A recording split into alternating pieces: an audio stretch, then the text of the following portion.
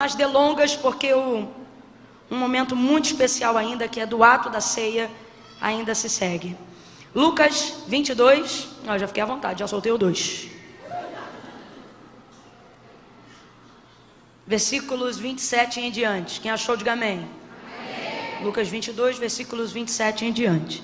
Diz assim o texto: pois qual é maior, quem está à mesa ou quem serve? Não é quem está à mesa?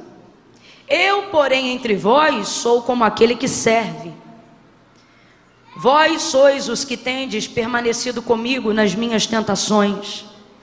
Assim como meu Pai me confiou um reino, eu o confio a vós, para que comais e bebais a minha mesa no meu reino, e vos assenteis sobre os tronos para julgar as 12 tribos de Israel. Verso 31. Simão, Simão, Satanás vos pediu para vos peneirar como trigo, mas eu roguei ao Pai por ti, para que não desfaleças a tua fé. Então, quando tu te converteres, fortalece os teus irmãos. E respondeu-lhe Pedro, dizendo: Senhor, estou pronto a ir contigo para a prisão e até a morte. Tornou Jesus a dizer: digo-te, Pedro, que não cantará hoje o galo antes que 3 vezes negues que me conhece. Então Jesus lhes perguntou, não, somente até o 34, perdão. Não cantará hoje o galo antes que 3 vezes negues que me conhece. Somente até aqui. Diga amém por essa palavra. Amém. Essa palavra, ela voltou ao meu coração nessa noite como palavra de Deus para esse dia. E eu acredito exatamente no que eu ouvi da boca do pastor Tiago quando fui entrando aqui no templo, quando ele dizia, numa atmosfera como essa. Eu reproduzi exatamente esta mesma palavra esta semana, numa outra atmosfera como essa, e eu dizia, numa atmosfera como essa, tão profética, palavras se tornam decretos. O espiritual rompe o físico, e ele torna real, concreto, tangível, aquilo que nós estamos falando numa atmosfera profética, abstrata. Então, sobre essa palavra, debaixo dessa atmosfera, quando eu entrei aqui, o Espírito Santo, como quem sacasse uma flecha da aljava, acertou meu coração nessa noite. E ele disse: diga ao meu povo que eles são o meu trigo. Porque essa palavra fala sobre isso. Então, debaixo dessa palavra, irmãos, eu vou contar de 1 a 3. No 3, antes de você tomar assento, eu vou te pedir para liberar essa palavra que determina o rumo profético, que Deus nos aponta como verdade, como resposta nessa noite para a nossa vida. Quando eu disser 3, você vai olhar para quem está ao seu lado e vai dizer para esta pessoa: você é trigo. Aí quando você disser para ela, você vai virar para outra e vai dizer: eu sou trigo. Você entendeu? Para uma você vai dizer o quê? E para outra você vai dizer o quê? É 1, é 2, é 3. Diga aí. Senta dando glória a Deus, porque o trigo é a boa semente. Aleluia! Oh, glória a Deus! Aleluia! Aleluia! O trigo é a boa semente. Diga glória a Deus! Aleluia, aleluia. Deixa eu te explicar o contexto desse texto, antes da gente começar a aplicação profética na nossa vida dele. Esse contexto é bem semelhante com o contexto que nós estamos vivenciando hoje, aqui e agora. Um lugar foi preparado para que a mesa do Senhor estivesse posta. Nesse dia aqui, o Senhor vai celebrar a última ceia. A última oportunidade que ele tem de estar em comunhão com seus discípulos, antes de ser levado ao Calvário. Ele sabia que a hora dele estava chegando. E literalmente esse episódio aqui, essa narrativa que a gente acabou de fazer menção nessa noite, ela antecede apenas horas, eu disse, do pior momento de dor e agonia que Jesus já viveu na sua história, enquanto viveu entre nós aqui, habitando por num corpo humano. Não há absolutamente nenhum outro momento de maior dor, de maior angústia e de maior agonia que na sua condição humana ele tenha sido impelido no seu processo de jornada ministerial aqui na terra. E ele está apenas a algumas horas essas que ele sabe quais serão. Na verdade, Jesus sabe disso desde que ele começou a cumprir o seu ministério no primeiro milagre nas bodas de Caná da Galileia. Você lembra quando Maria percebeu a situação daquele casamento e foi pedir ajuda a ele? Ele disse para ela: mulher, ainda não é chegada a minha hora. Quando ele realiza aquele milagre, porém, em contrapartida a isso, ele diz: mulher, ainda não é chegada a minha hora. Ele está se referindo a que hora, gente? A hora da sua entrega. Jesus, ele compreendia que tudo que ele fosse fazer no caminho do seu ministério, cada milagre, cada sermão, cada realização que ele operasse, culminava para o Calvário. Então compreenda, na verdade, todos os milagres que Jesus realizou faziam parte de uma apostila pedagógica. Isso, na verdade, compreendia o desejo dele de fazê-los, os seus discípulos, compreenderem como deveria funcionar a manifestação do seu reino aqui na terra. Jesus não estava preocupado, na verdade, em ser ovacionado por ser poderoso através dos milagres que ele realizava. Jesus não só não estava preocupado com isso, como o que ele estava, na verdade, era ocupado em fazer com que aqueles que o seguissem entendessem a motivação dos seus feitos e não apenas a celebração dos seus resultados. Por isso que muitas pessoas que seguiam Jesus, seguiam, mas não permaneciam. Lembra daquela multidão, Marcos capítulo de número 5, aquela mulher do fluxo de sangue que se aproveitou dessa multidão, indo a caminho da casa de Jairo e o tocou, e a hemorragia estancou? Você lembra o que o texto dizia ali? Que a multidão que o seguia o apertava, porque na verdade eles formatavam a operação dos milagres que Jesus realizava dentro de um único método exoperante. Quem está comigo, diga amém. Amém. Elas começavam a divulgar e a acreditar o que? O relato que Lucas escreveu na época da operação daqueles milagres, que era qual? Que todas as pessoas que Jesus tocava, elas eram curadas. Completa aí para mim: todas as pessoas que Jesus tocava, elas eram curadas. Por isso que aquela multidão está apertando, porque eles acreditavam que só podiam ser curados se por ele, Jesus, fossem. Aí aquela mulher não podia por ele ser, porque o sangue, sua hemorragia, que era a enfermidade que ela tinha na época, tornava ela imunda de acordo com a lei de Moisés. Em razão disso, ela não poderia tocar. Mas por que ela é tão celebrada e ela é utilizada como um exemplo na Bíblia Sagrada? Porque ela não se acomodou por isso. Uma vez que ela não podia por ele ser tocada, ela inaugurou um método que nunca antes foi utilizado por ninguém. Existem crises que Deus permite a gente entrar, não é o ponto hoje não, é só um exemplo. Mas existem crises que Deus permite a gente entrar só porque através da nossa vida Ele quer inaugurar métodos que ainda não foram utilizados por ninguém. Para quê? Para tirar aquele método pequeno que só porque já foi vastamente utilizado, começa a nos levar à crença limitante de que só pode operar de uma única maneira. Antes dela, ninguém tocava nele para receber. Por quê? Porque todo mundo acreditava que tinha que esperar para ser tocado por ele.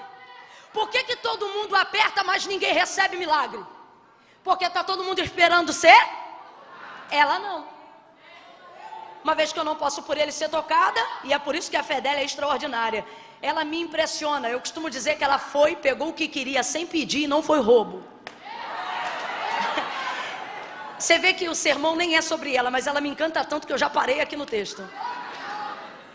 Porque, meu irmão, a gente gasta tempo às vezes pedindo tanta coisa porque inauguramos ou estabelecemos um único método e uma única forma de Jesus operar. Ah, tem que ser assim, tem que ser assim. Aí vem essa mulher, de acordo com a lei mosaica, imunda. Ela não toca nele propriamente na sua pele para que ele não perceba que ela tocou e torne ele imundo. Por quê? Porque quem está buscando cura não faz isso sujando ninguém. Segunda coisa, ela faz isso tocando só na orla das suas vestes. Agora dá uma olhada em casa quando você chegar no texto de Marcos 5 e veja lá se ela pediu para ser curada. Em casa ela inaugurou um método com um pensamento dizendo assim: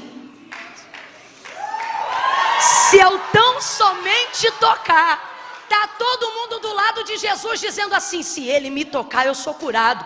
Está todo mundo do lado de Jesus dizendo assim: se ele me tocar, eu recebo a minha vitória. Se ele me tocar, a mulher está em casa, não está do lado, mas olha o método: se ele me tocar, não, se tão somente. Jesus está dizendo: ei, estabeleça métodos dos quais, quando você não tiver mais o que fazer, sua fé seja o suficiente para acessar o que está preparado para você. Ela criou um método. Escuta isso aqui, que isso aqui é muito prático. Às vezes a gente quer colocar um milagre de maneira mirabolante. Isso aqui é prático. Ela criou um método, um plano. Completa para mim, por favor. Ela criou que não dependia de ninguém para ser operado, a não ser dela. Deus está dizendo: sabe por que tem coisas que você não realiza? Porque você diz: se fulano me ajudar, se o outro entrar, se o outro emprestar, se assim fizer. Deus está dizendo: quer ver milagre? Comece a estabelecer planos que só dependam de uma ação simples sua, e se envolva nesses planos. A gente olha para ela e a gente vê coisas extraordinárias, como uma mulher, por exemplo, que já ia saindo e Jesus trouxe de volta. Nessa hora eu até me indigno e eu digo: Deus, não é brincadeira não. A gente fica aqui tentando utilizar tudo que é método que a gente conhece como aquilo que funciona. De repente essa mulher vai lá, toca na orla das suas vestes, é estancada hemorragia no corpo. O texto diz que ela sentiu na hora que ela foi curada, né? E se Jesus não chama ela, ela vai-se embora. Então vou perguntar de novo: ela pediu para ser curada? Meu irmão, olha a ousadia dessa fé. Foi lá, pegou e já estava indo embora. Nem obrigado ela estava dizendo. Pegou. Foi Jesus que disse: oh, alguém me tocou. Jesus agora, invadido na glória. Ei, alguém me tocou, né? E era ela disse: fui eu, Senhor. Mas o que eu estou querendo dizer com isso, gente? De maneira muito simples, essa mulher acessou uma oportunidade, criou um método único, exclusivo. Depois dela aí você vai ver um monte de gente. Depois dela aí você vai ver alguns casos a mais dessa mesma maneira.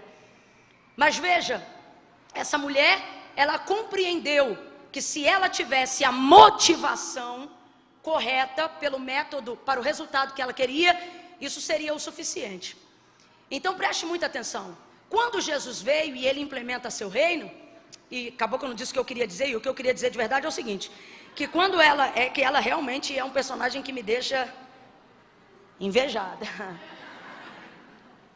O que eu quero dizer é o seguinte: que quando ela acessa isso, ela não só cria um novo método, como ela corrige nas pessoas a motivação e a expectativa pela qual Jesus opera os seus milagres. Quando você compreende isso no reino de Deus, você começa a compreender que a principal vocação da manifestação de Cristo antes do Calvário, que é a sua principal obra quanto homem aqui na terra, ela está totalmente ligada a fazer os seus discípulos e os seus seguidores compreenderem a manifestação do reino de Deus aqui na terra. É como se fosse mais ou menos assim: se você quiser comer uma comida muito gostosa, você vai num restaurante que faz aquele prato como nenhuma outra pessoa faz. Tanto é que você pode ir lá 10 vezes, e se aquele restaurante for especialista naquele prato, você vai lá 10 vezes e vai pedir aquele prato. Só vamos supor que um dia o restaurante fecha. E aí, uma vez que o restaurante fechou, poxa, ninguém nunca mais vai fazer aquela comida do jeito que eu comia naquele restaurante, porque era a especialidade daquele chefe, naquele dia da semana, naquele cardápio. Aí acabou para você. Para algumas pessoas a manifestação do reino de Deus cessou quando Jesus foi assunto aos céus. Por quê? Porque eles só andavam atrás dele celebrando os resultados e não compreendendo a motivação da sua operação. Quem não compreende a motivação da operação vê a casa do banquete ser fechada quando o chefe sai da cozinha. Estão compreendendo mais ou menos o que eu estou falando? Agora, quem é João, Pedro, eu e você? Somos aqueles que não só conheceram o chefe, como antes dele partir, pedimos a receita. Por quê? Porque compreendemos isso que ele disse, na condição de Senhor, falou aos seus aprendizes: aquilo que eu fiz, coisas maiores vocês farão. Eu estou sentindo uma graça de Deus tão grande. Quem trouxe Bíblia, levanta ela aí agora, levanta com autoridade. Isso. Ai Camila, eu não tenho Bíblia de papel. Você podia ter uma, vou deixar a dica. Levanta a tua Bíblia aí e comece a dizer: tá tudo bem, eu tenho a receita. Olha para quem está do teu lado e diga: a minha cozinha continua aberta.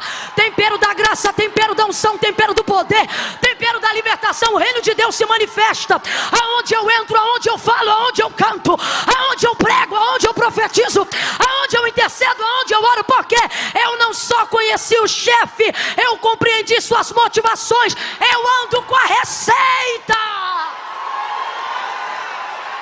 Aleluia! Esses 2 anos vão virar 4, os 4 vão virar 8, os 8 vão virar 16, e todos os anos se seguirão até que a igreja seja arrebatada. Por quê? Porque o chefe está à destra de Deus, mas a receita está com os discípulos que compreenderam a manifestação do seu reino. Sabe o que é isso? Não é uma mesa de banquete qualquer, é o único corpo místico de Cristo, reconhecido e legitimado para manifestar o que Jesus operou quando por esta terra passava. Olha para quem está do teu lado e diga com carinho: me respeita. Eu tenho a receita. Você está entendendo? Alguém aqui está compreendendo? Tanto é que depois de um tempo, fortalecendo a mentalidade dos seus discípulos, para que eles não celebrassem apenas os resultados, mas para que compreendessem a sua motivação. Quando você tem a motivação assertiva, você tem motivação continuativa. Ela não passa independente dos resultados que você já viveu. Você continua trabalhando para viver novos resultados. Por quê? Porque quem trabalha pelo resultado é escravo. Quem trabalha pela motivação é senhor.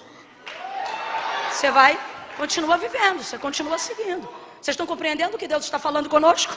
Glória a Deus, esqueci. Vocês são da igreja do bispo JB? É isso. Aleluia. Aleluia. Então Jesus, na celebração da última ceia, vai garantir, abre aspas para o que eu estou falando aqui, tá? Se eles estão compreendendo a receita. Porque desde o primeiro chamamento, quando a primeira cúpula ministerial de Cristo foi composta, Jesus ele tem esse cuidado de dizer: olha, não cuideis de andar ansiosos por coisa alguma. Ele percebia, porque Jesus não chamou os catedráticos, pelo menos não para compor a sua cúpula ministerial daquela época. Ele chamou os seus discípulos, pessoas simples, pescadores. Tanto que o povo se impressiona quando Pedro fala a multidão, depois de Assunção de Cristo. Não é aquele pescador, como quem diz, um indouto, um inculto. Então ele chama essas pessoas muito simples. E pessoas muito simples têm crenças muito limitantes. E a verdade é que eles deixaram tudo para seguir Jesus, mas ainda estão em processo de conversão e de libertação, não para se apegarem aos resultados.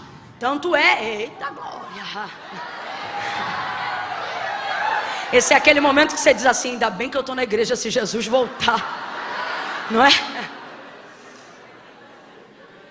Então veja, ele chamou e eles deixaram o que eles tinham. Tanto é que no chamamento de Pedro, primeiro apóstolo da igreja primitiva, ele seguiu Jesus depois de ter pego a maior multidão de peixes da sua vida, seu maior cardume. Largou tudo e seguiu, para compreender que não era o resultado, era a motivação. Então eram pessoas simples, e pessoas simples às vezes dentro de um contexto acabam tendo muitas crenças limitantes, e os discípulos não eram diferentes. Então Jesus quebrava essa limitação. Olha isso, eles estão andando com o Filho de Deus. Eles estão vendo cegos serem curados de manhã, e antes do entardecer eles já estão pensando na janta. Aquela preocupação, lembra da multiplicação, Mateus 14? Dos pães e dos peixes? Daquele menino que trouxe 5 pães, 2 peixinhos. Jesus deu graças, começou a repartir, multiplicou para aquela multidão. Qual foi o pensamento dos discípulos depois do sermão pregado naquele deserto, naquela tarde?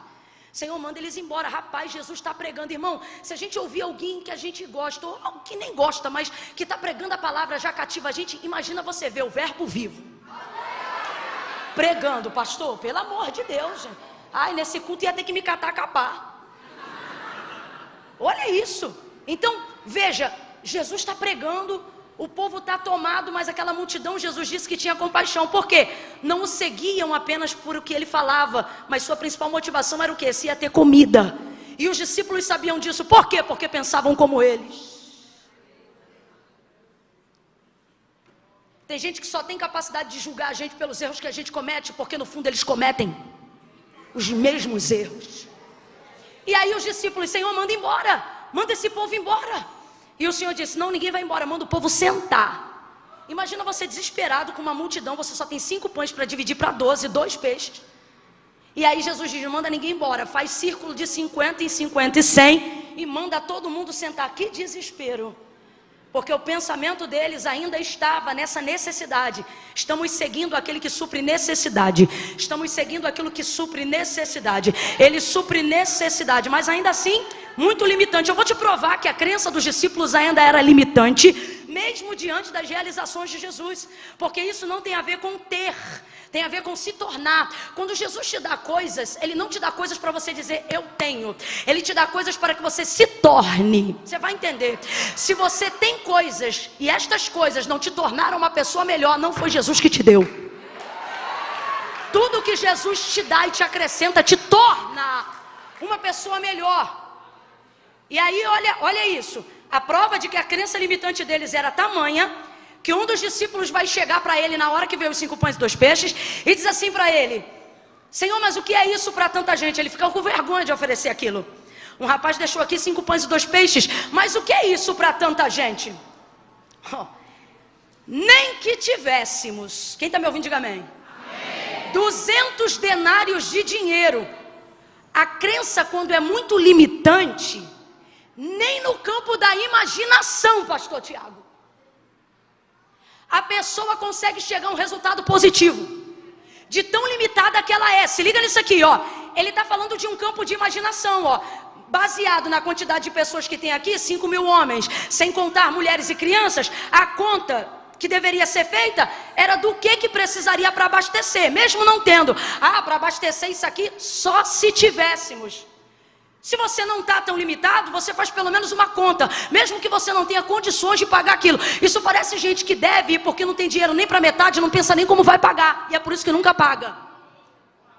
Porque quando você estuda o cálculo e trabalha numa imaginação acessível, você começa a quebrar crenças limitantes na sua cabeça. Vai ouvindo aí. Eu sei que essa linguagem está meio de coach, mas você vai compreendendo. Eu estou falando é de fé mesmo, tá? Nada contra não, eu só estou falando porque senão já tem irmão que eu estou vendo que está torcendo o beijo meio assim. Você vigia, tá, irmão? Que Deus use os irmãos. E olha o que ele vai falar. Nem que tivéssemos, irmão, se você já vai falar no campo da imaginação. Vocês estão compreendendo? Se o Senhor, se você já vai falar num campo de imaginação, por que não falar uma imaginação? Ou seja, até sonhando o cara sonha ruim. Até imaginando, a irmã imagina o pior. Minha filha, meu irmão, cola com um pobre, sem crença limitante. Para quê? Para aprender a sonhar. Porque eu tô para ver gente que vive escassez, mas tem capacidade de imaginação. Igual o povo que passa escassez. Normalmente eu vou falar bem rasgado. Quem passa escassez do lado de fora nem sempre passa escassez na imaginação. Quantas vezes eu já vi na minha família em dias de extrema pobreza, e a gente começa com aquelas conversas fiadas. Rapaz, se tu ganhasse tanto, o que tu faria? A gente entra na imaginação com tanta força, Sara, a gente entra na imaginação com tanta força, minha pastora, que a gente começa rindo, brincando assim. Eu comprava isso, eu comprava aquilo, e tu ia dar o quê pro fulano? Pro fulano eu ia dar 1 milhão, e pro outro eu ia dar 500 mil. Mas tu vai dar pro fulano? Rapaz, daqui a pouco a gente tá brigando por um negócio que a gente fica. Então eu não estou falando sobre não ter recursos do lado de fora, eu estou falando sobre não ter capacidade de imaginação do lado de dentro.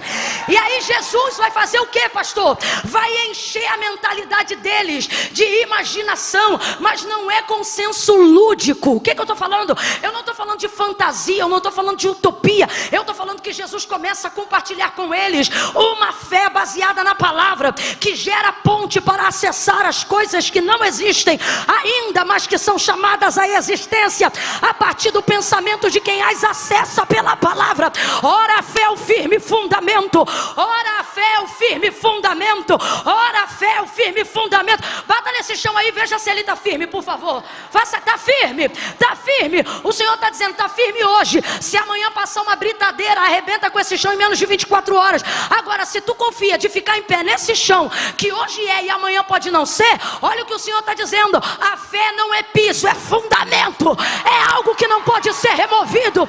Ela é o firme fundamento das coisas que não se veem, mas ela vive na capacidade de quem pode imaginar, acessar, sonhar, projetar. Aí Jesus vai dizer a seus discípulos: eu não quero vocês ansiosos, pensando no que vamos comer, no que vamos beber. Olha o que Jesus está dizendo. Poxa vida, eu estou querendo levar para vocês, estou querendo conduzir vocês a uma área que a carnalidade, que a necessidade não deveria nem ser uma questão. E você que está aí pensando assim, ainda bem que eu já quebrei todas as minhas crenças limitantes. As crenças limitantes que mais nos impedem de progredir, sobretudo de fazer progredir o reino de Deus em nós, são na verdade aquelas que a gente pensa que estamos livres. Que você pensa assim, ah não, ninguém me ensinou não, isso aqui é pensamento meu mesmo. O pensamento mais forte que vive em você é aquele paulatino, ou seja, o que foi colocado em você sem você nem perceber. Ele está em você como uma cultura, como um estilo de vida, e você não percebe. E era o caso deles. E aí olha o que Jesus vai dizer: olhem para os lírios do campo. Nem Salomão em toda a sua glória se vestiu como um deles. O que Jesus está dizendo? A erva de manhã ela é, e à tarde ela já não é mais. Porém todos os dias Deus a veste. O que ele está dizendo? Ele não faz deixar de ter broto, de ter ramo e de florescer todos os dias. Aí ele diz: nem Salomão em toda a sua glória se vestiu como um deles. Olhem para as aves do céu, não batem ponto. Eu estou parafraseando para você entender na nossa linguagem. Não batem ponto de vínculo trabalhista. Mas veja, elas são livres. Não semeiam, mas colhem, não passam fome. Aí ele diz: não seria porventura a vossa vida mais importante, mais relevante do que as aves dos céus, do que os lírios do campo? Saibam de uma coisa, e é a primeira vez que você vai ouvir isso aqui, no sermão dele. Saibam de uma coisa: o vosso, ele não diz o meu, ele diz o vosso Pai que está no céu. Quem é pai e mãe aí? Sacode a mão, sacode a mão. Quem é pai e mãe? Maravilha. Agora quem é pai e mãe aí de filho abaixo de 16 anos? Maravilha. Quando chega o boleto ou o acerto lá da conta de luz, você dá na mão dele para ele pagar? Porque essa é uma necessidade do lar, que é responsabilidade do... A condição é semelhante ao que está sendo aplicado aqui. O que nós estamos querendo dizer? O que Jesus está falando para eles? Não gastem todo o tempo de relacionamento, de intimidade que vocês têm com Deus, não só com Deus, entenda, com o Pai. Falando sobre necessidades. Por quê? Porque olha o que ele está dizendo: o vosso Pai que está no céu, dessas coisas ele já... Quando vocês estiverem andando comigo, é o que Jesus está tentando incutir na mentalidade deles. Não fiquem pensando naquilo que ele vai dar até sem vocês. Trafega comigo numa via aonde vocês vão suplicar por coisas que o dinheiro não vai precisar comprar. Trafega comigo numa via em que a sua dependência não vai estar limitada na roupa que veste, na casa que mora, no carro que você quer ter. Desculpa, mas você pode ter o melhor carro, a melhor casa, você pode ter a melhor estrutura financeira. Não é sobre isso. Isso vai te gerar enfado, vai te gerar ansiedade, vai te gerar síndrome do pensamento acelerado. Provérbios, Salomão fala sobre isso. Quanto mais o homem enriquece, menor fica o seu tempo, maior fica a sua preocupação, e menos paz muitas das vezes tem dentro da sua casa. Por isso no mesmo texto ele vai dizer: é melhor um bocado seco aonde há paz, do que muita riqueza num banquete aonde há escassez de paz, ou seja, onde não há alegria. Então entenda, olha o que Jesus está dizendo: parem de gastar o tempo da vossa vida pedindo por aquilo que quando vocês não sabiam pedir, o Pai já dava. Quem aqui não nasceu num lar cristão, aprendeu o que era oração outro dia, o que era a vida devocional outro dia, e quando olha para a vida hoje, diante de Deus, diz assim: mano, eu não conhecia ele, mas ele já cuidava de mim. Alguém aqui já teve essa experiência? Então seria porventura agora num relacionamento de intimidade que Deus vai querer usar, ou melhor, que você vai usar todo o tempo que você tem para falar só disso? Com todo respeito, mas eu vou falar bem rasgado o que Deus está mandando eu dizer. Sabe o que Ele está dizendo? Meu filho, para pagar essa conta é só você virar mais um plantão. Para você ir morar nessa casa é só você fazer mais um curso. Você quer trabalhar naquele lugar, você quer entrar nessa área, acorda mais cedo, estuda e capacita. Eu vou falar mais rasgado. Sabe o que o Senhor está dizendo? Se o dinheiro que você precisa o banco dá, vai falar com o banco, não fala comigo não. Agora, se você falar comigo o que não tem no banco, aí a gente vai começar a transitar numa esfera que ninguém ainda conhece.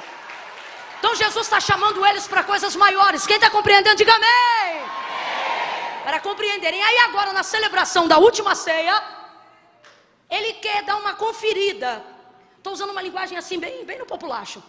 Ele quer dar uma conferida se está todo mundo compreendendo a receita, utilizando os ingredientes corretos. Por quê? Porque o corpo de Cristo em carne vai ser assunto. Primeiro vai ser crucificado, vai ser entregue, vai abalar, e depois ele vai ressuscitar. Vai passar aquele período de 40 dias e depois ele vai subir e vai se cumprir tudo o que foi dito sobre ele, pelos profetas maiores, pelos menores, pelo salmo messiânico de Davi. Em Atos dos Apóstolos capítulo 1 se cumpre um deles: levantai, ó portas, as vossas cabeças, levantai, ó portais eternos. Há anjos que começam a fazer a comitiva angelical do Jesus em carne, que começa a subir por entre as nuvens, diante dos olhos dos discípulos que estão presentes. Aquilo ali nada mais é do que o salmo de Davi: levantai, ó portas, as vossas cabeças, levantai, ó portais eternos, para que entre o Rei da Glória. O porteiro nunca abriu a porta de dentro para fora. Então ele diz: quem é este o Rei da Glória? É assim o salmo, quem lembra? Aí os anjos, a comitiva vai adiante: levantai, ó portas, as vossas cabeças, levantai, ó moradas eternas, para que entre o Rei da Glória. O porteiro pergunta: quem é este o Rei da Glória? Poético, mas é o que está acontecendo em Atos 1. Quem é este o Rei da Glória? O Senhor poderoso na batalha, o Senhor poderoso dos exércitos. Vamos traduzir para Atos 1: aquele que venceu o pecado e a morte, ou seja, aquele que venceu o que diziam que era invencível. Eles sobem, abre, um anjo fica: varões galileus, que é que estás olhando para as alturas? Porventura não sabeis que o mesmo Cristo que viste subir agora entre as nuvens, diante dos seus olhos, de igual forma por entre as nuvens voltará, e todo olho verá? Até esse momento Jesus sabia que haveria um grande abalo na mentoria, no treinamento, em tudo aquilo que ele fez para fortalecer a fé dos seus discípulos. Então agora na celebração da última ceia, é o último momento hiato. Entenda isso como o último momento de preparo para o maior momento de dor e agonia. E aí Jesus vai trazer 3 lições para a gente. Eu vou entregar em 3 pontos bem rápido. Primeiro, Jesus sabe que a hora tão esperada, aquela que nas bodas de Caná ele ainda dizia: não é chegada a minha hora. Ele sabe, agora chegou. Agora chegou. Ele não vai passar esse tempo sem ficar com os seus, sem falar com os seus, sem abençoar os seus. E agora, pasme, num ato solene como o que nós estamos a realizar daqui a alguns minutos nesta noite, na celebração da ceia, cálice, sangue, pão, corpo, memória do Senhor, ele vai fazer pactos com a igreja. Ele vai dizer: fazei em memória de mim. Ele vai preparar um suco da vida numa adega especial no céu, e ele diz assim: porque até aquele dia não beberei novamente, até que vocês estejam ao redor da minha mesa. Que incrível! Pense nesse ato de ceia. Pense agora na ceia que hoje nós viemos adorar em espírito. os discípulos estão vendo o homenageado ser também o celebrante da cerimônia. Pense num culto onde Jesus celebra a ceia, é o pregador e ainda é o cantor. Porque foi o que aconteceu nesse dia aqui. O texto diz que logo depois deles terminarem de cear, olha o momento, gente. Se uma ceia entre nós já é extraordinária, imagina uma ceia com Cristo na cabeceira, ou no meio entre eles, imagine. Quando termina de cear, se liga na cena, eu quero que você imagine, com literalidade, mas imagine. Quando ele termina de cear, imagina. Pão, cálice, palavra de Deus, Cristo entre eles. Aí o texto diz assim: e tendo dado graças e partido o pão, cantou um hino. Não diz apenas cantaram, mas antes disso diz cantou. Quem puxou o hino? Quem cantou o hino? Imagina, você acabou de tomar o cálice, você acabou de comer o pão e ele começa a cantar. Imagina a voz de Jesus, o que devia ser? A voz de Jesus cantando, gente, a capela, a capela. Ai, pelo amor de Deus, você não deu glória ainda por quê? Imagina Jesus.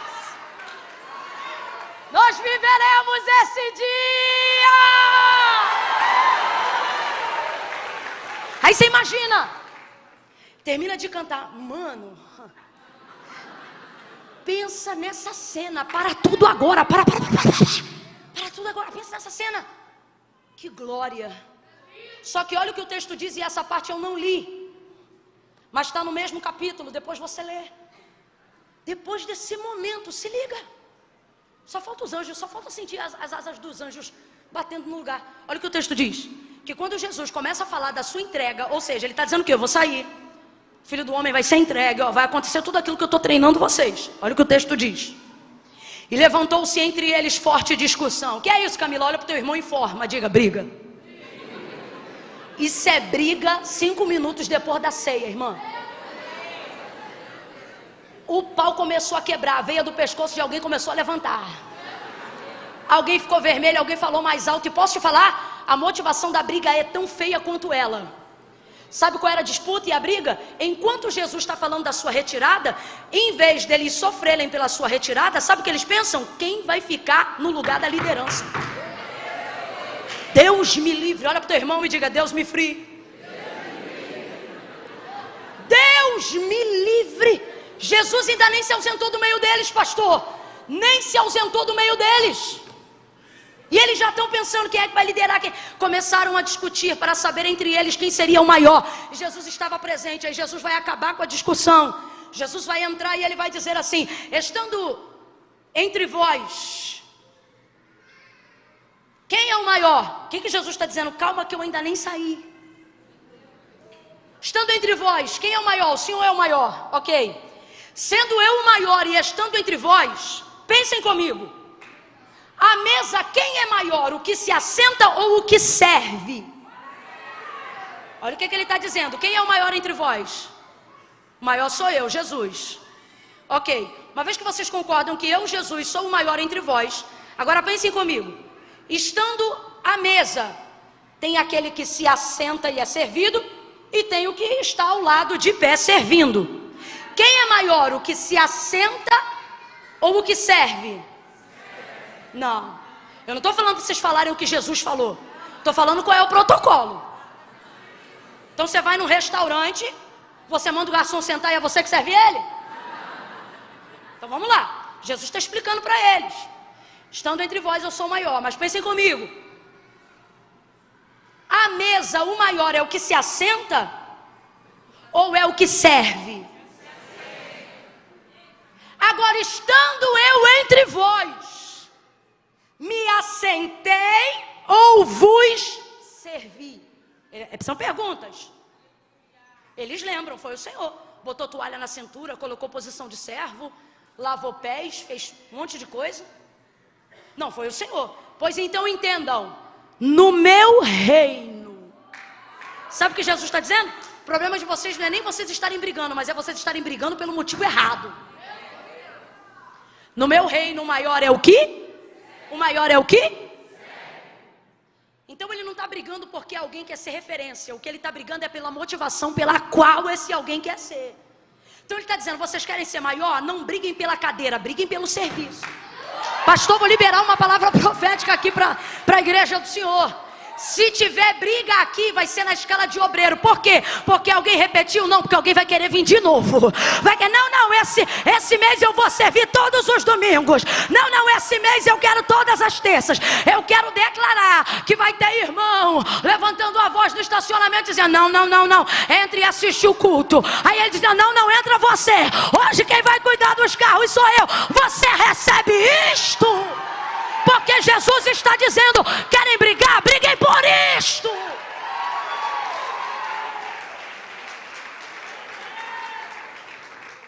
Cheia começa a casa tá, lotada como ela vai ficar quando você chegar primeiro e ter o direito do assento e chegar alguém que veio depois. É essa briga aí que eu quero ver. De você levantar e falar para quem está em pé, não, senta. E a pessoa dizer, não, de jeito nenhum, não, você vai sentar aí, senta aí. Eu levantei para você, é o que Jesus está falando. No meu reino maior é o que? No meu reino maior é o que serve. Parem de brigar. Tendo dito isto, se liga nisso aqui. Segundo ponto, só falta mais 10 minutos e eu encerro. Prometo, pastor. Tão crente a beça hoje. Segunda coisa, ele diz assim, tendo dito isso, acabou a briga, cessou o problema. Ele vai direto em Pedro e não o chama de Pedro. Quem leu comigo lembra, ele chama ele de quê? Imagina uma briga onde 12 pessoas provavelmente estão discutindo, 3 com a voz mais alta, 2 mais baixo, mais algumas observando. Jesus chega, acaba com a briga e vai numa pessoa só. Agora responda para mim, dá para brigar sozinho, gente? Vamos falar real, dá para brigar sozinho? Dá não. Só que está todo mundo brigando, mas Jesus vai falar com um só. Ele vai direto em Pedro. E ele está chateado. Porque ele não diz Pedro, ele diz Simão. Sabe o que é Simão? Estou falando com a natureza caída da tua humanidade. Estou falando do homem que eu conheci lá atrás, não desse que está diante de mim agora. Porque quando o Senhor conheceu Pedro, ele falava e era muito mais conhecido por Simão. E o Senhor começou a chamá-lo muito mais de Pedro, para falar sobre o seu processo de transformação. Tu és Pedro, sobre esta rocha, este fragmento de pedra, edificarei a minha igreja, as portas do inferno não prevalecerão contra ela. Aquele que era o mais sanguíneo e aparentemente mais rebelde se tornou o melhor líder, ou o líder pioneiro que a igreja precisava para se estabelecer em Jerusalém e nas demais nações. Foi extremamente vital e continuou sendo, ainda antes de Deus erguer e levantar o futuro então apóstolo Paulo. Pense num homem tão tremendo em obras e tão poderoso, que quando ele saía do culto e das orações da sinagoga, o povo fazia fileira para que a sombra de onde ele passasse manifestasse a cura do poder que a sua vida carregava. Agora este homem aí está quebrando o pau depois da ceia. Aí você talvez está me ouvindo e está dizendo assim, Camila, como alguém consegue brigar depois de uma ceia dessa? Igualzinho você que participa de um ambiente de glória desse, já chega em casa reclamando de louça na pia, roupa suja, negócio fora do lugar, carro que está sujo, a mulher que não abasteceu porque ela só usa o carro, não abastece a gasolina. Olha Deus me usando com revelação aqui. Do mesmo jeito. Perdeu a linha. Jesus bota tudo no lugar e aí então vem a segunda coisa. Vai direto em Pedro. Então deixa eu te perguntar uma coisa. Não estou afirmando, deixa eu só te perguntar uma coisa. Quem você acha que começou essa briga? Tem 12 pessoas, um é mais sanguíneo que todo mundo.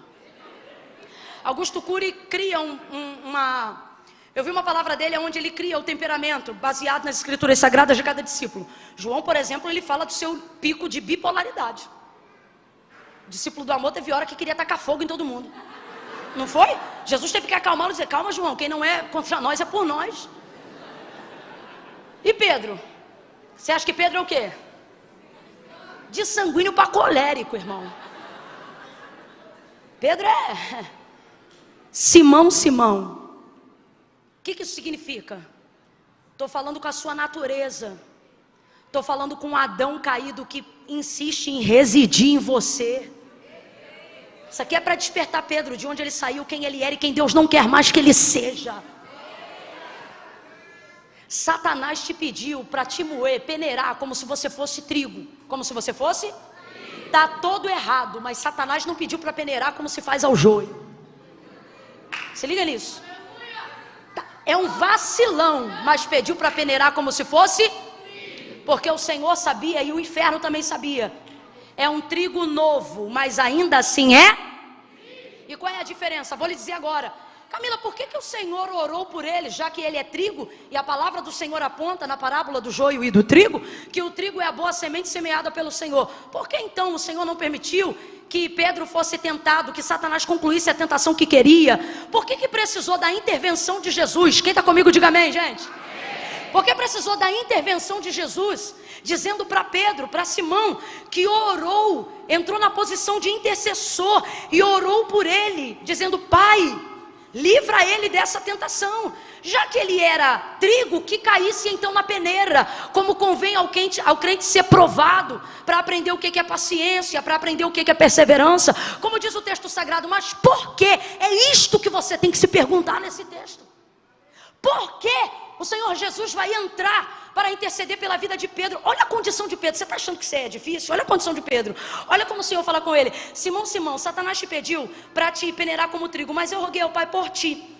Olha como eu orei por ti. Quando tu te converteres. Olha, ele está dizendo: eu consegui um livramento para você, ok? Está livre. Agora tem o seguinte, olha a admoestação: quando tu te converteres. Acabou de tomar ceia. Isso, finge que não é com você mesmo não. Acabou de cear. Estava no hall de membros da Igreja de Cristo, mas ainda não era. Processo de transformação, de metanoia ainda estava em andamento. Quando tu te converteres, fortalece os teus irmãos. Então aqui está a resposta da pergunta que a gente acabou de fazer. Por que a intercessão? Primeiro, porque é trigo. Mas segundo, por que a intercessão? Porque não está convertido agora, mas quando converter, você vai ter um processo de conversão tão forte, que você não vai ser só forte, você vai ter o poder de fazer o quê? Fortalecer os seus irmãos. Deus estava vendo a liderança de Pedro, Cristo apontava a liderança de Pedro, só Pedro não via o seu potencial, e por isso vacilava, mesmo sendo uma boa semente, mesmo tendo um bom mentor, mesmo ouvindo uma boa palavra. Só que nesta noite nós devemos fazer como Jesus. Primeiro, interceder por aqueles que têm potencial, mas ainda não estão preparados. Interceder por aqueles que são bons, mas ainda são meio rebeldes. Interceder por aqueles a quem o Senhor confiou um propósito maravilhoso, e eles só se rebelam ou só fazem coisas que vacilam na fé, não porque são desgraçados, infelizes ou joio, não, mas porque todos veem o potencial deles, menos. Mas essa é a última barreira e crença limitante que Deus vai derrubar na vida de Pedro. O que?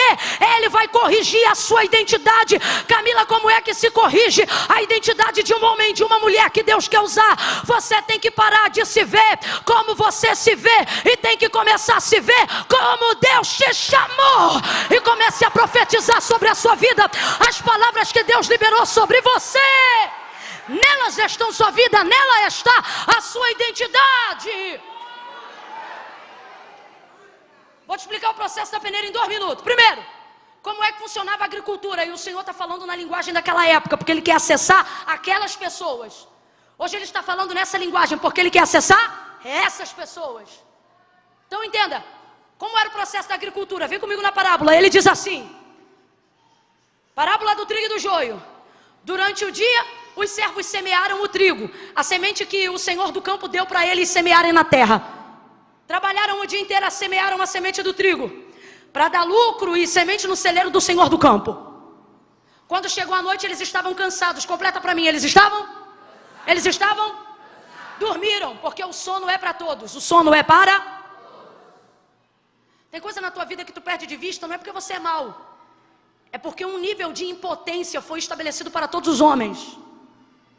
Você pode ser a melhor pessoa do mundo, irmão, você não vai cercar e vai trabalhar nas 11 de maneira excelente o tempo todo. Uma hora alguma coisa vai sair da sua vista.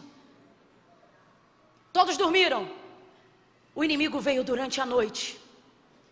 Vem cá, meu amigo. Pensou que eu ia dizer inimigo, né? Faz um som aí daquele inimigo vindo sorrateiro.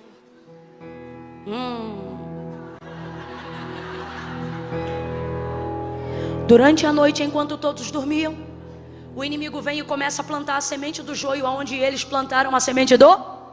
No outro dia de manhã, ambos começam a crescer. Vai, cresce. Pronto. Vai crescendo joio e trigo juntos. Joio e trigo vão crescendo. Joio e trigo vão crescendo. Eles ficam desesperados e vão à porta bater do Senhor. Senhor, que semente foi que o Senhor nos deu? O Senhor não nos deu a boa semente e o trigo? Ele disse sim. Pois então, agora o joio está crescendo no meio do trigo. Como é isso? Ele disse, ora, essa semente quem semeou foi o inimigo. O Senhor do campo na parábola fala para eles que a semente do joio quem semeou foi o... Diga para mim, se o Senhor sabia que quem semeou a semente foi o inimigo, por que não a impediu de ser semeada?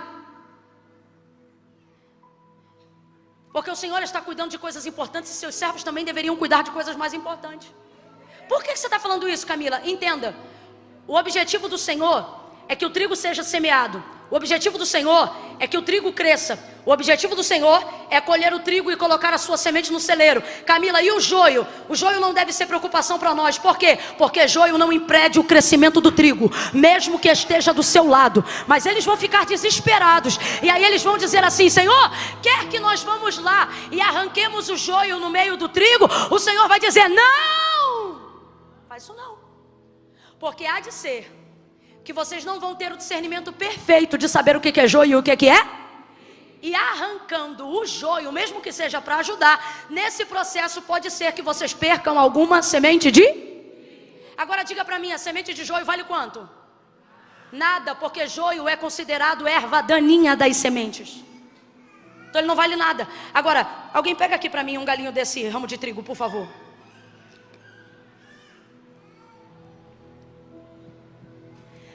Uma espiga de milho, não vou gastar tempo aqui contando, mas 2, 4, 6, 8, 10, 12, eu só sei fazer essa conta até 12. 13, 14, 15, 16, 17, 18, 19, 20, 21. Já passei de 20, presta atenção. Sabe quantas sementes são necessárias para num ramo de trigo? Quem está comigo ainda, abre o olho, diga amém. Sabe quantas sementes de trigo são necessárias para nascer um ramo de trigo que carrega uma espiga? Qual é o nome disso aqui? Qual é o nome disso aqui?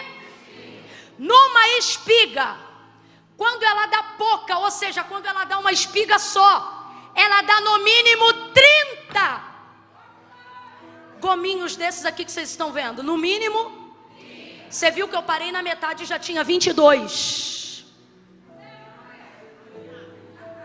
Então presta atenção. Uma semente devolve 30 sementes de trigo. Isso acontece se ela devolver o mínimo. Porque tem ramo de trigo que num ramo nasce uma espiga, 2 espigas, 3 espigas, 30, 60 e até por... Então olha a preocupação do Senhor da terra. Olha a preocupação do Senhor da terra. O baterista pode ir subindo também. Olha a preocupação do Senhor da terra. Se vocês arrancarem, vamos supor, 1000 feixes de joio, mas perderem um ramo de trigo, eu perdi muito por nada. Camila, então o que a gente faz? O trigo não deve ser sua ocupação, o joio não deve ser sua ocupação e menos ainda sua preocupação.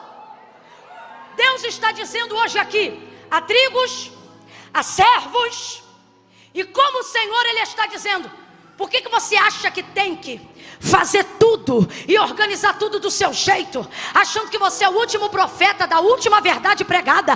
Porque eu vou revelar, porque eu vou mostrar, porque isso, porque aquilo, causa mais escândalo, muitas vezes mais confusão. Camila, cuidado, você está falando de um jeito que parece até que a gente tolera o pecado. Não, a gente não tolera o pecado. O que a gente não pode deixar é o que o joio está fazendo contra o campo, fazer nos perder as únicas sementes que importam para o Senhor. Camila, eu ainda não não entendi. Então você vai entender agora. Deus está dizendo: pare de ocupar-se com o joio, ou melhor, pare de preocupar-se com a vida do joio e comece a ocupar o seu tempo com o trigo, ao invés de passar o dia inteiro olhando na internet para ver quem pecou, quem estava no bloquinho, quem estava na marcha e agora veio aqui tomar ceia. O Senhor está dizendo: o joio não vai te levar a lugar nenhum. Quer ocupação? Vai visitar os hospitais, vai visitar os presídios, vai procurar gente que vai gerar resultado na obra de Deus. Com todo respeito, mas vamos aqui, olha para alguém aí e diga: Deus não quer. Não, prega comigo, tu não vai me deixar com essa batata quente sozinha não. Diga com firmeza, diga: Deus não quer. Você preocupado com o joio, diga: Ele te chamou para se ocupar com o trigo. Vai salvar as almas que o Senhor preparou, vai cuidar daquilo que Deus botou na tua mão, vai fazer aquilo que Deus te chamou para fazer. É o que Ele está falando com Pedro. É isso que Ele está falando com Pedro. O contexto na verdade é esse. Agora você vai entender melhor o que eu estou dizendo. Então quer dizer, para só um minuto aqui, um parêntese. Só um parênteses. Quem semeou o trigo, quem deu o trigo para ser semeado foi o Senhor. Então o trigo pertence ao... E os servos do campo trabalham para quem? Por isso que Ele disse não e é não. Porque você pode até cuidar do que Deus te deu, você só não pode tomar posse do que é de Deus. Quando Deus diz não é, não importa o quão zeloso você seja. Agora, veja bem. Se o servo é do Senhor e ele deve trabalhar para o Senhor, complete aí, ele deve trabalhar para o Senhor. O próprio Senhor disse que o joio quem semeou foi quem? Então quer dizer que eu, servo do Senhor, vou pegar o tempo do meu trabalho para o Senhor e vou colher o que o cão plantou? Desculpa, mas eu vou falar. Desculpa nada. Quer desculpar, não desculpa, vou falar. Servo do Senhor não trabalha para colher o que Satanás plantou. Você não é funcionário do cão, vou falar bem rasgado. Você não é funcionário da fofoca, você não é funcionário do leve trás, você não é funcionário do que o inimigo tentou semear no campo do Senhor. Agora, principal motivo, e eu encerro aqui. Principal motivo, por quê? O Senhor queria que o trigo e o joio crescessem juntos. Primeiro, porque se o joio não afeta o crescimento do trigo, deixa crescer. Olha aqui para mim. Não afeta, entendeu? Quem deixa de estar, quem fez, quem deixa de fazer, olha para quem está do teu lado e diga: não afeta o crescimento. Igreja brasileira, quem tem ouvidos ouça, nós vamos crescer. O ano de 2023 nós vamos crescer. O ano de 2024 nós vamos crescer. Alguém está entendendo o que eu estou falando aqui? Não importa o que o inimigo esteja tentando semear no campo do cristianismo, no Brasil e na América Latina, assim diz o Senhor, nós vamos crescer, porque o joio não vai afetar o crescimento da igreja, da semente, do trigo que o Senhor semeou. Olha para os dois aí e diga: nós vamos crescer, nós vamos crescer, nós vamos crescer, nós vamos crescer. Vai ser o ano que a igreja mais vai crescer e se fortalecer. Nós vamos crescer. Eu falo isso não é para te animar não. Eu acredito nisso com toda a verdade da minha alma. Nem estava ali no meu tópico, isso nem estava na minha cabeça, Deus me deu agora. Vou lhe falar. Imagine a parábola que Jesus está contando. Imagina a parábola que Jesus está contando. Quando os servos viram o joio nascer no meio do trigo, eles acordaram e tomaram um susto. Eles acordaram e tomaram um? Na parábola, eles acordaram e tomaram um? O inimigo semeou durante a noite enquanto os servos Porque a gente não pode controlar tudo, mas o Senhor sabia que o inimigo estava entrando e estava semeando. Agora vem para os servos, que somos nós. Depois que você levanta e toma um susto, você dorme de novo? Quem está no espiritual já entendeu. Sabe o que o Senhor está dizendo?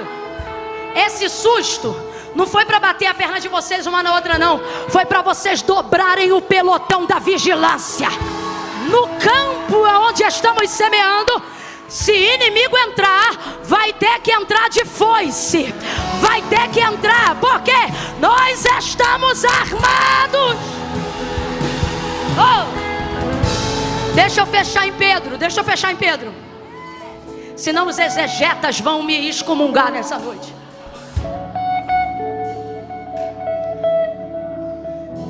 Por que interceder por Pedro? Pelo mesmo motivo que Jesus não deixou arrancar o joio. Agora que tu ficou de pé, tu fica de pé até o final. Eu não falei para tu ficar de pé, foi tu que ficou. Prometo, eu vou encerrar aqui.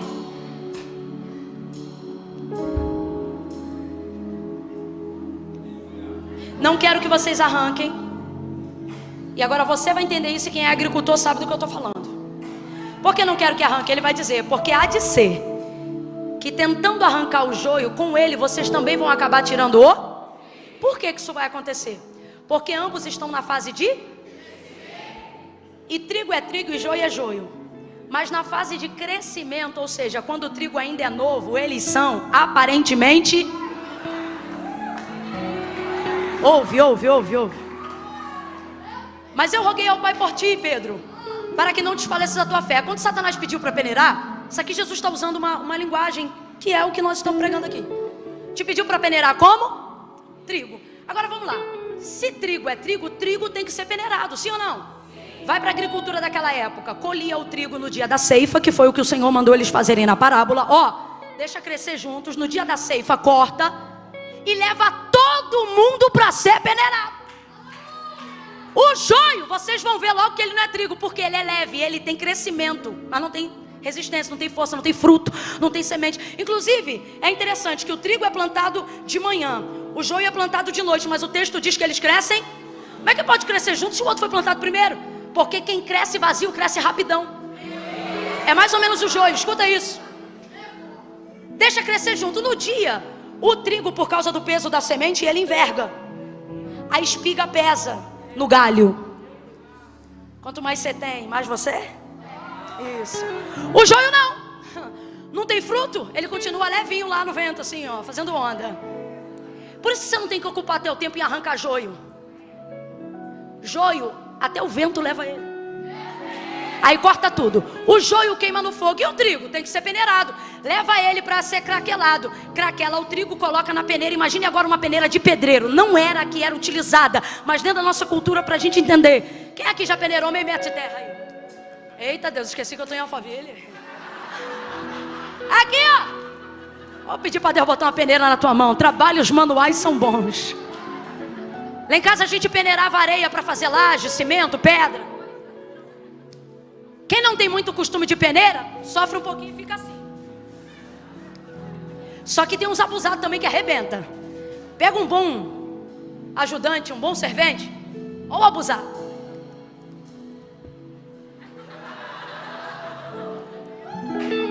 Ele arrebenta. Joga para o alto, escute isso. O que a peneira faz no trigo? Ela rasga a casca. Quando joga para o alto, só sobe Sobe na verdade os dois, mas só cai de novo na peneira. Só ela tem peso para ficar. A casca não fica. A casca, guarde isso, eu fui estudar a história da agricultura de Israel nos dias de Jesus. Sabe o que eu descobri? E eu estou falando história com H. Que a maioria daqueles que cultivavam trigo pegavam o trigo no campo, mas levavam eles para onde passava o vento oeste. Sabe o que eu descobri, pastor Tiago? Que o vento oeste para o agricultor nos dias de Jesus na Bíblia significa literalmente aonde o vento faz porque no processo da peneira o vento levava a casca e o vento selecionava a casca da semente. Por que Jesus está comparando o homem, a salvação, a vida humana ao trigo? Porque isso aqui é ele não está investindo em você para fortalecer casca. O que ele quer fortalecer No céu não entra carne e sangue, o que vai entrar é a alma. Vai ouvindo. Mas o trigo novo é parecido com o joio. Por quê? Porque o trigo novo, ele cresce pegando os nutrientes da casca. O trigo só está pronto para ser peneirado ao amadurecer. E como o agricultor sabe que o trigo está pronto para ser colhido? Porque a semente do lado de dentro da espiga já soltou da... Então quando a peneira rasgar a casca, ela vai liberar a... Crente, quando está pronto para ser provado, a prova não machuca ele, melhora ele, libera para fora o que ele tem de melhor. Agora o trigo novo, se ele for peneirado, quando a peneira rasgar a casca, também vai ferir a... Porque ele ainda depende dos nutrientes que a casca puxa da terra. Você pode dizer que ama muito a Deus pelo que Ele é, mas primeiro você conhece Ele pelo que Ele faz. Deus sabe disso, por isso que Ele disse a Israel: Moisés, canta canções para o meu povo que lembra a eles do que eu fiz. Por quê? Para que ao lembrarem dos meus feitos, eles saibam quem eu sou. Você pode até amá-lo depois de um tempo de convivência porque ele é, mas aprendeu a conhecê-lo através do que ele... Trigo novo precisa de feitos, nutrientes para fortalecer a alma, o espírito. Só que trigo maduro... Camila, dá um exemplo de trigo maduro. Ok, Jó. Jó está preso na casca? Um homem que diz diante da perda: Deus deu, Deus tomou, bendito seja o nome do Senhor. Responde para mim, esse cara está na casca? Está na casca? Sabe qual é o convite do Senhor na celebração da ceia nessa noite? Sabe qual é o convite do Senhor para esses 2 anos de ministério? Ele está dizendo: ei, de um tempo aqui para frente, já não vos falarei como meninos, como que a trigos novos, porque assim diz o Senhor: eu estou preparando o teu ano para te soltar da casca. Tudo que fizerem contra você não vai ferir a tua alma, não vai ferir os teus dons, não vai ferir a tua comunhão com Deus. Por que o Senhor vai interceder então? Porque Pedro é trigo, mas ainda é trigo novo. Pedro é trigo, mas ainda é trigo. Senhor, ele pode ser provado, mas não agora, porque ele é trigo. Se ferir ele agora, também vai ferir a alma, a semente. E aí quem vai perder? A mentoria de Jesus. 4 anos de investimento na cabeça desse cara. Segura isso aqui só um minutinho, rapazes, que isso aqui eu quero que eles engulam no seco. No seco. 4 anos de investimento específico. 3 anos e meio, perdão, em cima dele. Pai, não faz isso não. O que o filho está dizendo? Pai, não é nem por ele não. É pelo que eu fiz. Sabe o que o Senhor está dizendo? Se fosse só por você, tu já estava na peneira. Mas por causa do investimento que eu tenho feito em você e no ministério que eu te confiei, eu vou te livrar de peneiras desnecessárias, mas não vou te livrar para sempre. Por quê? Porque trigo novo não pode ir para a peneira, mas o maduro anseia a hora. Isso aponta para a salvação. Quando a casca sair, aquilo pelo qual ele realmente investiu será liberado para entrar no celeiro. Novo. Pedro deu muito trabalho. Quer ver? Jesus acabou de dizer: Satanás te pediu. O que ele está dizendo? Pedro, você não está pronto. Olha como é que ele responde: estou pronto.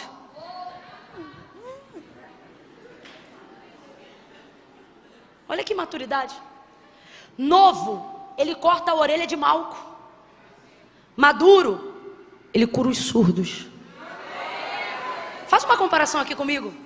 Novo, ele arruma confusão depois da Santa Ceia. Maduro, ele estabelece o sistema doutrinário da igreja. Escuta isso. Novo, ele nega Jesus quantas vezes? Maduro, ele salva 3.000 almas de uma vez só. Olha agora para quem está do teu lado e diga assim: tu não é joio, tu é trigo. Pode ser novo, mas é trigo. Olha aqui para mim, teu filho pode estar com a nota vermelha e você diz, não é possível, Deus falou que ia ser doutor. Mas aqui nota vermelha de joio, joio, joio, o Senhor está dizendo, não, é trigo novo, trigo novo, trigo novo, trigo novo, trigo novo. É trigo novo, esse marido é trigo novo, esses processos da vida são trigos novos. Deus está dizendo, não abra mão disso agora. Não abra mão desse casamento agora. Não abra mão do chamado que Deus te confiou agora. Deus está mandando dizer isso aqui. Não abra mão de ti mesmo agora. Deus está dizendo para mim, você não é joio. Enquanto eu estou pregando aqui, tem alguém dizendo, fulano é joio, ciclano é joio. O Senhor está dizendo, pega a tua listinha de julgamentos, porque hoje aqui não tem joio, é tudo trigo novo, trigo novo, trigo novo, trigo novo. Eu estou preparando. Camille, o que eu faço? Interceda. Das duas, uma. Ou você é o intercessor do trigo novo, ou você é o trigo novo. Eu vou contar de 1 a 3 aqui agora. No 3, só vai levantar a mão. Quem está me ouvindo, diga amém. Amém. Trigo novo, presta atenção. Não são todos. Se César levantar a mão, eu taco a Bíblia nele aqui. Isso aí me contou cada história. Isso não tem nem mais casca. Camila, não entendi muito bem esse negócio de casca não, vou te falar. É quando alguém diz assim, ó, menina, tu viu? Fulano falou mal de tu. Trigo novo? Ai, que tristeza, cara, eu não fiz nada com ele. Trigo maduro, manda um beijo. Que Deus abençoe. Porque tá solto da casca, tá solto. Não importa o que dizem, o que pensam, o que acham. É isso que eu tô falando. Mas tem trigo novo aqui. Gente que tá com a identidade de si mesmo deturpada, pensando assim, Camila, porque eu me afastei, eu só posso ser joio, eu não consigo ser crente. Alguém aqui nessa noite falou isso por esses dias, disse, eu não consigo ser crente. Sabe por que tu não consegue? Sabe por que tu fica... A pessoa que está aqui, que falou isso, ela falou isso porque ela disse assim, não dá, eu fico com um pé lá e outro cá, porque eu não consigo ser crente. Não, tu não entendeu, campeão, o que tu não consegue é ser ímpio. Porque se tu conseguisse, tu não estava aqui no culto de domingo à noite. Tu fica lá e cá por causa da guerra do teu chamado. É que nem você que está aqui que diz assim, não, eu venho porque eu gosto, mas eu sou desviado. Desviado domingo, no dia da ceia.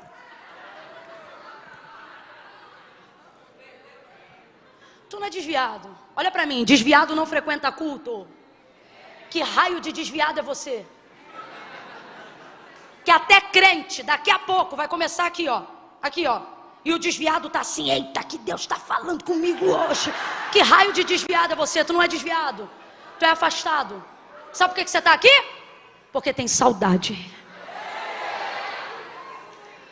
Tem também o que veio e ele diz assim, não, eu vim, mas eu não sou crente não. Sabe como é que eu sei que tu é crente? Tu conhece o nome de um monte de santo, mas quando a coisa aperta, tu chama o nome de um só. Vou contar de 1 a 3. E diante de Deus, gente, não vou fazer apelo. Pastor, bota aqui que eu não quero destruir o cenário da igreja. Vou contar de 1 a 3.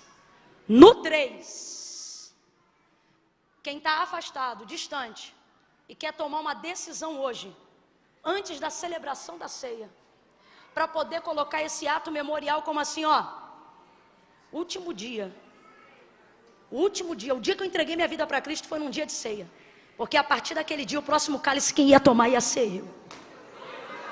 Hoje, presta atenção, estou falando coisa madura. Ai, Camila, é que eu não estou sentindo, não estou falando de sentimento não. Você é trigo novo, deixa eu te dar uma palavra madura.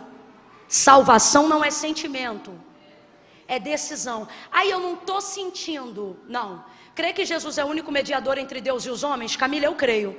Crê que em breve ele voltará? Camila, eu creio. Crê que ele foi enviado ao mundo para redimir o homem e dar-lhe redenção no perdão dos seus pecados? Camila, também creio. Crê em algum outro Senhor que faça isso? Não, só nele, então tu é crente. Aí a pergunta é, por que não é salvo? Porque ser crente não faz de você salvo. E por que não? Porque não foi a igreja que inventou isso. Olha para mim, foi Jesus que disse. Aquele que me confessar diante dos homens, eu também o confessarei diante do meu Pai que está no céu. Porém, aquele que se envergonhar de mim, a maioria das pessoas que amam o Senhor de coração, não fazem com ele uma aliança, não porque não o amam, mas porque sentem vergonha. Imagem deturpada da identidade. Não posso, depois que eu casar eu vou. Ele não está te pedindo casamento, está pedindo a decisão. Não, Camila, mas eu tenho aí um monte de coisa para resolver. Eu tenho um tico-tico no fubá. Vem você, levanta a mão, tico-tico, fubá. Porque Jesus não disse para ninguém, se arruma e vem. Sabe o que ele disse? Vinde a mim. Todos vós que estáis, estado temporário, vai passar. Mas por que eu vou do jeito que eu tô? Quem conhece meu testemunho sabe, gente, eu não vim bonitinho igual hoje não. Bermudinha do Tasmania, camisete do Piu Piu, barriga de fora, sentada no último banco do culto de domingo, porque eu dizia, hoje tem evento especial no baile, quando o culto acabar eu quero ser a primeira a sair. Era assim a minha vida, sábado no baile, domingo na igreja. Só que eu aprendi, eu queria entregar a vida para Jesus, mas eu não conseguia. Eu sentia Deus, eu chorava, Deus falava comigo. Tem um povo na igreja que tu acha que é joio por causa da roupa que usa. Tu acha que é joio porque ele não fica firme. É trigo novo, irmão. Deus fala com eles. Eu sei disso porque Deus falava comigo. Eu chorava, mano, era uma dor. Eu queria Deus, mas no sábado era uma luta, meu irmão. Aí eu dizia, Senhor, eu não vou conseguir, eu não consigo. Aí olha o que eu disse para Deus. Falei, tá bom, então eu vou no teu nome, porque eu não me garanto, eu não sabia que o nome dele era tão poderoso. Aí eu aprendi depois que eu conheci Jesus, que foi ele mesmo que disse assim, ora, sem mim? Então quem criou na tua mente, eu estou explicando isso aqui porque Deus está mandando. Quem criou na tua mente a ideia de, eu tenho que ficar santo primeiro, para vir depois, só bloqueou a tua entrega. Porque foi Jesus que disse, sem mim, e é nada mesmo, irmão. Sem mim você planeja, mas não realiza. Sem mim você deseja, mas não consegue executar. Porque essa obra, seja vício, seja erro, seja conserto, só com Ele que a gente consegue fazer. Amém ou não amém? Não vou protelar mais, vou contar agora de 1 a 3. No 3, se você está afastado, se você está distante. Ai, Camila, mas é que eu queria sentir um arrepio. Quer sentir arrepio, tira a roupa no frio, irmão. Salvação não é atitude emocional, é decisão de fé. Eu estou emocionada aqui, ou eu estou falando com você normal? Aqui, ó, na unção do Espírito, mas consciente, não estou... Não, eu fico. Mas no momento não, porque isso aqui é você e Deus. Agora tem uma coisa. Depois que entregou o caminho para Ele, confia. E tudo Ele... Não importa o que você fez até hoje, importa a oportunidade que você tem de fazer algo acontecer na tua vida agora. Não vou pedir para vir aqui. Só vai levantar a mão no 3. Camila, sinto de receber essa oração, mas eu já sou crente, então não levanta a mão que eu não estou te chamando. Agora, assim como eu um dia, não só levantei a mão, como no meu caso eu fui no altar, porque a igreja permitia isso. Mas hoje Deus está sendo tão gentil com a gente. Está afastado, desviou, está de ter conserto, reconciliação. Camila, não precisa falar mais nada, eu sei que sou eu. Chega. No 3, ó, levanta a mão e fica com a mão estendida. Camila, eu tenho vergonha. Fecha os olhos, irmão. Porque a vergonha é passageira, mas a salvação é eterna. Pastor Tiago, vem para cá, meu pastor, que eu vou pedir o senhor para me ajudar agora. Nós só vamos aplaudir no final, depois da oração do pastor Tiago, tá? E vamos hoje fazer o que fez Jesus. Irmão, eu estou tão feliz de ter ceia hoje aqui. Maior memorial da igreja. Maior. E não foi à toa essa palavra. Tem trigo, tem mesa. Oh, tem Jesus aqui. O Jesus que transformou Pedro não vai descartar você porque você é trigo novo. Ele vai interceder por você para que seu processo de transformação te leve ao amadurecimento. Eu conto 1. Comunidade das Nações em Alphaville, espírito de intercessão e súplica agora por todos os Pedros, trigos novos que ainda precisam se converter. Comece a orar agora, vamos. 2. Os rapazes podem ir fazendo um espontâneo. 2,5. Camila, sou eu. Esse conserto, essa reconciliação, a confissão hoje, sou eu, é comigo. É você? 2,5, prepara. 3, levanta a tua mão e mantém ela estendida para eu saber que você está aqui. Camila, sou eu, é comigo, isso. Fica com a mão estendida lá no alto. Eu não vou te chamar não, eu estou te vendo. Camila, sou eu estou voltando, eu estou fazendo minha aliança com Deus hoje. É você? Então mantenha a mão estendida. 1, 2, 3, 4, 5, 6, 7, 8, 9, 10, 11, 12, 13, 14, 15, 16, 17, 18, 19, 20, 21, 22, 23, 24, 25, 26, 26, 26, 27, 28, 29, 30, 30, 30, 31, 31, 32, 33, 34, 35, 36, 37, 37. Ei, se você é da igreja e está vendo uma mão estendida, mantenha a mão. Quem fez a aliança, mantenha a mão. Seja corajoso, mantenha a mão. Está vendo a mão estendida? Cola aí. Se você é da igreja, cola com essa pessoa que está com a mão estendida agora. Vambora orar junto, vambora orar junto. Camila, tem uma pessoa com a mão estendida aqui perto de mim. Chega perto dela aí agora. Quando alguém te abraçar, aí você pode abaixar a mão. Enquanto não te abraçar, não abaixa não. Ó, tô precisando de gente lá atrás, obreiros. Lá atrás, ó, lá atrás. Tô precisando de gente lá, ó. Cola aqui também, eu preciso de uma irmã aqui, ó. Aqui, ó, isso. Cola com quem tá. Isso. Isso. Oh, meu Deus. Aquele senhor lá, ó, tem alguém aí? Tem alguém aí com ele? Você que tá com o neném no colo, tem alguém do teu lado aí? Tem? Então vambora lá, gente, vambora lá. Bora, sai do lugar de vocês são da igreja. Vai lá e vai colando na galera. Ninguém sozinho agora. Trigo maduro com trigo novo. Trigo maduro com trigo novo. Intercessor, intercedendo agora por trigo novo. Porque o Senhor vai levantar homens corajosos como Pedro, mulheres vocacionadas como Maria.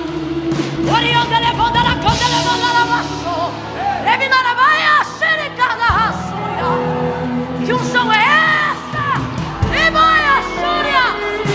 Um ciclo novo está sendo aberto nesta noite.